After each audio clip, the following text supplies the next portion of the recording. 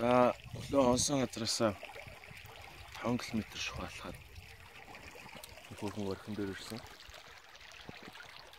Усан аюу гоё цэвэрхэн. Шүүж мөнхөө шууд ууж болж байна. Одоо тэр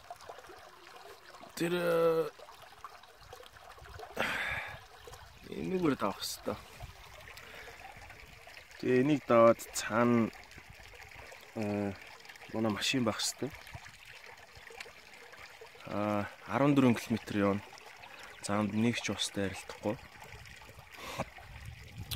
Цаанаас наашаа давж ирэхдээ би 2.5 литр ус хэрэгэлсэн.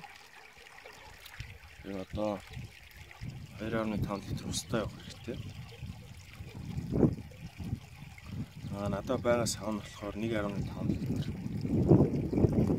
Тэр 1 литр ус л уух хэрэгтэй.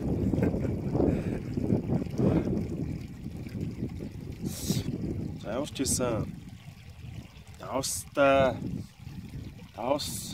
тос ихтэй хоолнуудаа усны хажууд идэж уугаад дуусгачлаа.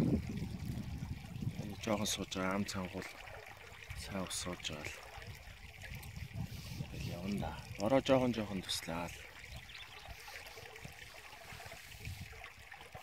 Амар гутаатай. Одоо бөөр ингээд хаасайгүй чигд болчихсон. Энэ бол төмрийн л утаа.